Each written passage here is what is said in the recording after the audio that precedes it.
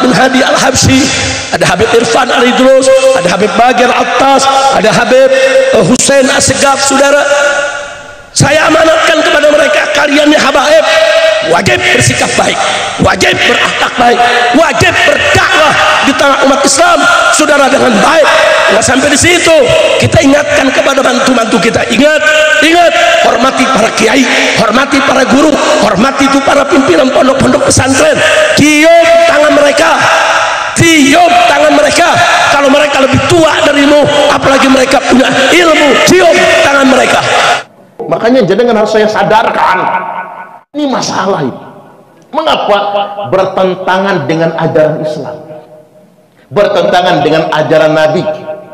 Coba Nabi berkata apa? Kata Nabi, wahai Bani Quraisy, la ughni ankum minallahi syai'a, saya tidak bisa sedikit pun menolong kalian di sisi Allah. Wahai Bani Abdul Manaf, la ughni ankum minallahi syai'a, saya nggak bisa nolong kalian.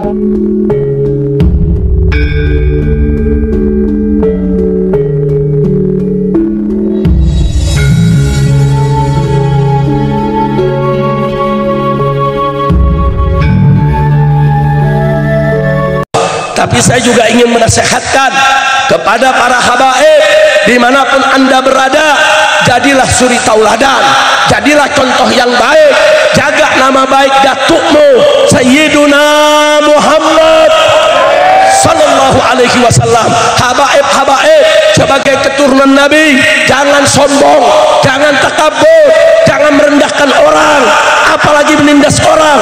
Haram, saudara, haram. Semua habaib siapapun dia yang menjadi keturunan Nabi wajib menjadi teladan, wajib menjadi contoh, wajib berakhlak mulia, wajib bersikap yang baik, saudara. Karena Habib harus berakhlak mulia, Habib harus jaga nama baik Nabi Muhammad sallallahu alaihi wasallam. Kira-kira jelas tidak? Jelas tidak? Makanya saya punya mantu, saudara. Saya punya mantu 6 habaib, semuanya ustadz ngerti agama. Mereka dakwah kemana tempat. Ada Habib Alwi bin Smith, ada Habib Muhammad bin Husain Attas, ada Habib Hanif bin Abdurrahman Attas yang ikut hari ini, saudara. Ada Habib Muhammad bin Hadi Al-Habsyi, ada Habib Irfan Al-Idrus, ada Habib Bagir Attas, ada Habib Hussein Assegaf, saudara. Saya amanatkan kepada mereka, kalian ya habaib, wajib bersikap baik, wajib berakhlak baik, wajib berdakwah di tengah umat Islam, saudara, dengan baik. Nggak sampai di situ, kita ingatkan kepada bantu-bantu kita, ingat, hormati para kiai, hormati para guru, hormati itu para pimpinan pondok-pondok pesantren, cium tangan mereka, cium tangan mereka. Kalau mereka lebih tua darimu, apalagi mereka punya ilmu, cium tangan mereka. Jadi bohong kalau ada mengatakan dokter habaib kalau maksiat boleh bebas, judi bebas, bohong. Kira-kira jelas tidak? Nah, karena itu saya juga minta kepada para ulama, para kiai, semua tuan-tuan guru, tolong kalau ada habib yang tidak baik, nasihati, jangan dibiarkan kiai, jangan. Saya tahu kiai-kiai begitu cinta kepada habaib, cinta kepada zuriyah Nabi, kadang-kadang mau negor nggak enak, mau negor khawatir, jangan nggak enak. Kiai ulama, jangan, sebab kalau nggak enak nanti jadi penyakit menular, akhirnya satu nggak baik jadi dua jadi tiga. Nasihati, hei kau habib, kau keturunan Nabi, berakhlaklah yang baik. Kau habib, kau keturunan Nabi, saya cinta kepada kamu, tapi berakhlaklah yang baik, jaga nama baik Nabi, jaga nama baik Rasulullah sallallahu alaihi wasallam. Begitu saya mau tanya semua yang ada di sini, kalau ada habib yang tidak baik, wajib tidak dinasihati? Wajib tidak dinasihati? Siap nasihati mereka? Takbir. Nah, ini gara-gara 1-2 yang berperilaku tidak baik, kemudian diangkat, didaur ulang, disebar-sebarkan, dibilang semua habaib begitu, kurang ajar.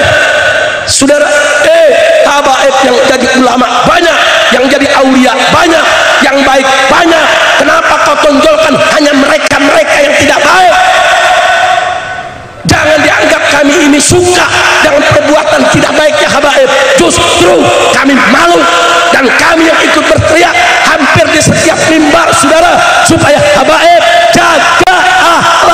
No, setuju tidak? Setuju tidak? Memang itu saya mau tanya sekarang semua. Kiai dengan habaib bersatu, setuju? Kiai dengan habaib saling menghormati, setuju? Umat semua senang tidak lihat Habib dan Kiai bersatu? Senang tidak? Karena itu saya mau tanya semua, siap jaga persatuan? Siap jaga persatuan? Siap jaga perjuangan? Siap jaga persaudaraan? Takbir! Yang lebih menyesatkan lagi begini, Bu. Pokoknya selama dia cucu Nabi, kalau dia Habib, walaupun nggak sholat, nggak bayar zakat, nggak puasa, walaupun kerjaannya maksiat, walaupun nidurin bini orang, selama dia Habib pasti masuk surga. Ini orang Lampung dengar beginian mapas. Bangik temen ya, Bu ya. Enak betul jadi cucu Nabi itu, walaupun nggak sholat, nggak puasa gitu, nggak zakat, kerjaannya maksiat, sampai meniduri bini orang, tetap masuk ke dalam surga walaupun berzina. Nah, doktrin ini menyebar. Bahkan ada doktrin begini, walaupun antum tidak sholat, tidak puasa, tidak bayar zakat, selama antum jadi muhibbin, cinta sama Habib, masuk surga. Jadi orang yang nggak pernah sholat, nggak pernah puasa, kerjaannya maksiat, berzina, narkoba, yang penting dia cinta dengan Habib, jadi muhibbin, maka masuk surga. Ini lebih sesat lagi kan?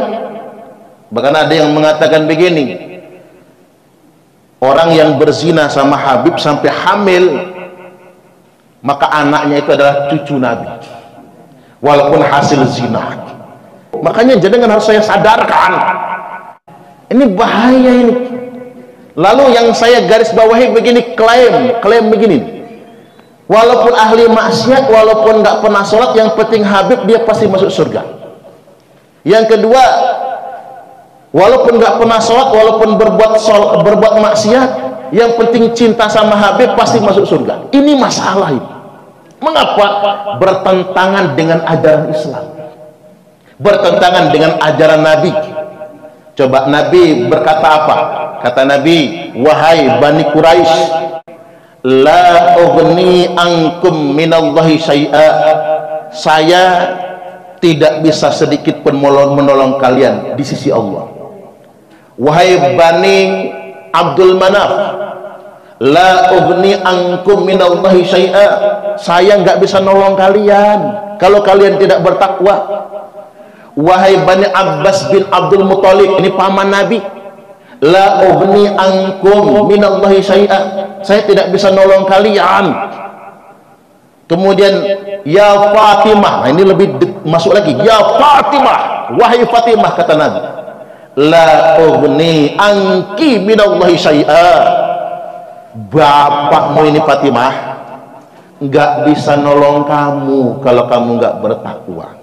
Mari kita dengarkan, mari kita perhatikan.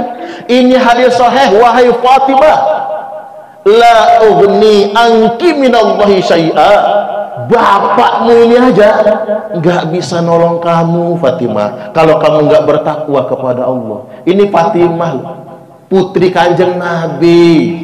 Kalau Fatimah nggak bertakwa, Nabi nggak bisa nolong di hadapan Allah. Bahkan kata Nabi, kalau Fatimah mencuri, aku yang potong tangannya. Makanya menurut saya, kalau ada yang ngaku-ngaku hari ini dzurriyyat Nabi, cucu Nabi, ngaku-ngaku Habib, lalu mengklaim walaupun gak sholat nanti pasti masuk ke dalam surga, itu ajaran sesat dan menyesatkan. Nggak boleh dipercaya yang sedemikian rupa.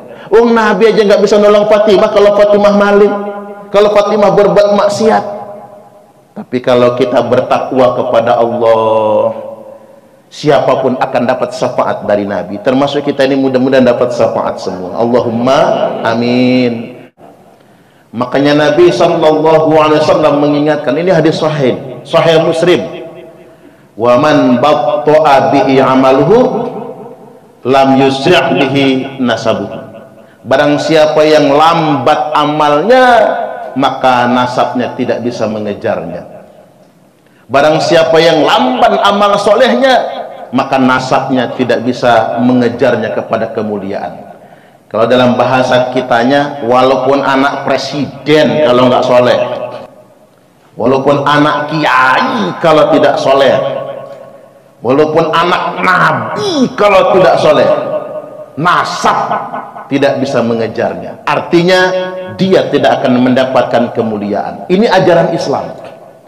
Jadi Islam menitik tekankan kemuliaan bukan kepada nasab, bukan kepada pangkat dan jabatan bahkan, tapi Islam menekankan kemuliaan pada amal solih. Makanya walikullin darajatun mimma amilu. Tiap-tiap orang itu derajatnya tergantung dari apa yang mereka amalkan, tergantung perbuatan masing-masing. Nah, ini saya sampaikan begini penting karena memang Islam itu membersihkan kasta-kasta. Jadi jangan sampai kita mengajarkan Islam malah menciptakan kasta baru, klan istimewa. Islam itu menghapus kasta. Kasta itu apa? Klaim kemuliaan berdasarkan nasab. Nasab tak menjamin kita, yang menjamin adalah iman dan takwa. Sepakat kira-kira? Soalnya begini, ada yang jualan nasab, ngaku cucu Nabi gitu, mengaku dzurriat Nabi misalnya. Mengapa orang ngaku cucu Nabi? Karena kalau ngaku Nabi, orang nggak percaya, pasti Nabi palsu.